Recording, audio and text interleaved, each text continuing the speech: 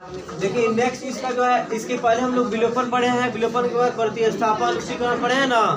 अब इसकी कौन विधि है, तीसरी विधि कौन विधि है, वज्र गुणन विधि, वज्र गुणन विधि।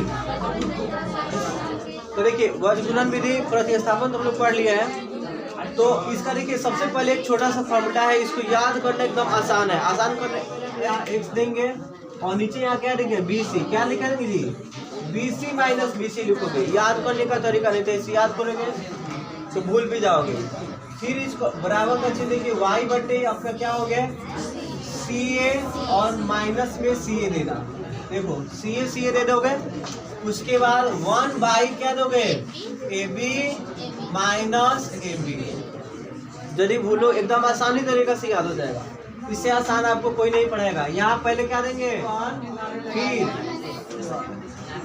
1 2 2 1, फिर उसके बाद 1 2 2 1। यहाँ थोड़ा याद रखोगे, मिस्टेक हो सकता है यहाँ, ठीक है ना। तो देखिए इसे याद रखने के लिए, वज्र गुणन विधि को याद रखने के लिए हम सबसे आसान तरीका क्या पढ़े, तो x by BC minus BC लिख देंगे। अपने से भी लिख सकते हो, एक बार अपने से लिख कर देखो x बाई क्या चाहिए बोलो BC माइनस BC। फिर एक बार y बटे क्या लिखोगे CA माइनस CA, और फिर एक बार 1 बाई AB माइनस AB। उसके बाद 1 से चालू करना है, 1 2 इसका उल्टा 2 1, फिर 1 2 2 1, फिर 1 2 2। आसान है कि नहीं है? तो आप याद कर सकते हो ना, भूलोगे तो नहीं। अब वज्र गुणन विधि भूलना नहीं। अब देखिए जी, अब 1 2 2 1 ये सब कहाँ से आता है, 1 2 2 1 ये सब कहाँ से आएगा, तो आसानी से आता है कि हम लोग दो चर वाले रैखिक समीकरण पढ़े हैं। दो चर वाले रैखिक समीकरण, तो दो चर वाले रैखिक समीकरण का जो सबसे पहले समीकरण होगा वो a1x होता है, उसके बाद b1y प्लस में इक्वल टू 0। दो चर वाले रैखिक समीकरण युग्म में लिख सकते हैं, इसका मतलब जुड़ा हुआ। अब यहाँ पे दूसरा क्या होगा a2x plus b2y plus c2 equal to 0। तो यहीं से तो हम लोग मान निकालते हैं, ठीक है ना। जैसे कि आपको एक एग्जाम्पल सुना रहे हैं, दिखा रहे हैं, जैसे कि 2x plus 3y plus 5 equal to क्या है 0। यहाँ पे है 3x प्लस 8y प्लस 9, कोई नंबर लिख सकते हो, प्लस माइनस हो सकता है, यहाँ माइनस दे दे, यहाँ भी माइनस दे दे, माइनस प्लस से भी कोई मतलब है। हाँ, लेकिन मान निकालने में थोड़ा सा सावधान करना है। चलो a1 b1 c1 का हमें मान समीकरण 1 से मिल जाएगा, और a2 b2 c2 का मान समीकरण 2 से मिल जाएगा।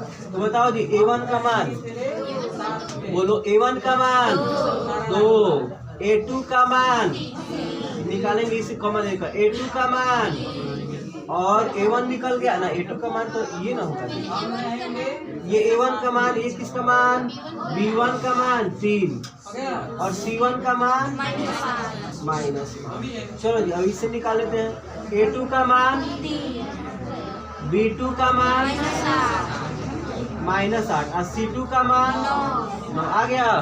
अब आसानी से इसको वज्र गुणन विधि से बना सकते हैं ना।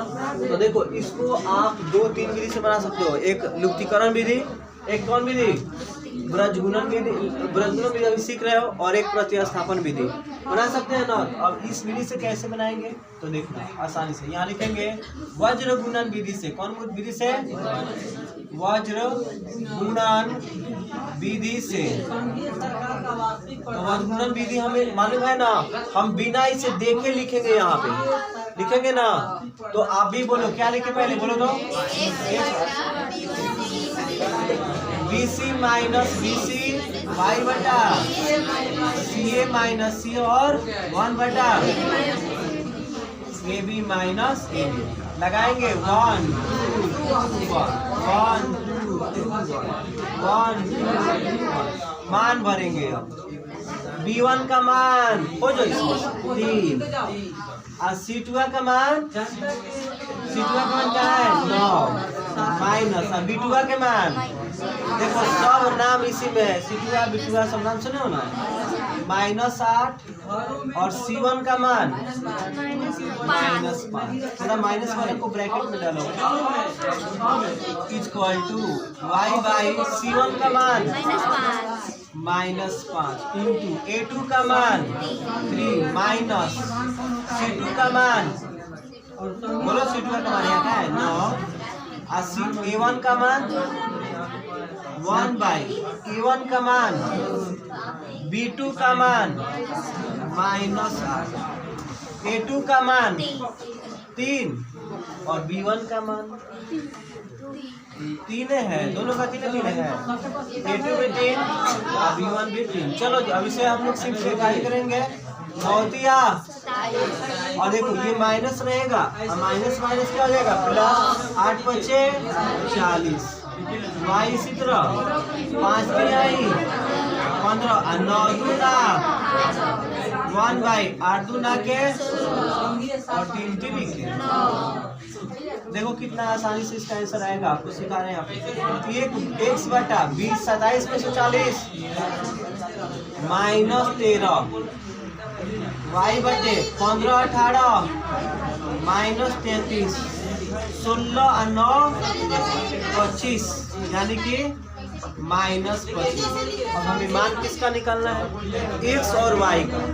देखो जब दो चार बड़े रैखिक समीकरण आता है तो उसमें सब x y का मान फाइंड करते थे ना, तो यहाँ से x y का वैल्यू हमें फाइंड करना है तो आसानी से निकालेंगे। देखो अब यहाँ पे क्या बात आता है, हम लोग तो 2 को बराबर वाला पढ़े थे, 3 को बराबर वाला आ गया ना तो कोई दिक्कत नहीं है। देखो एक बार जो फर्स्ट है, फर्स्ट के बराबर एक बार क्या होता है लास्ट, और एक बार सेकंड बराबर last, first last second last, याद रखो।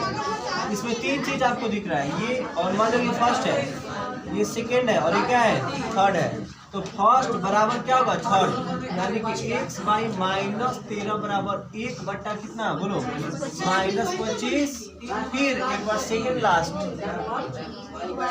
y बट्टा -33 बराबर 1 बट्टा, हाँ माने कि आपको याद रखना है कि इसको एक बार इसके बराबर लिखना है और इसके बराबर एक बार इसके। तो चलो तिरछा तिरछी गुना, माइनस माइनस प्लस कर दो ना, माइनस माइनस काट दो चाहे प्लस कर दो।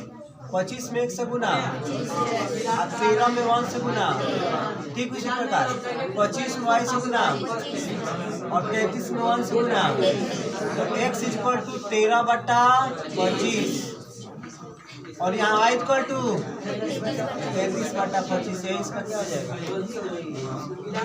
समझ आया। तो इसी को हम लोग बोलते हैं कौन विधि, वज्र गुणन विधि।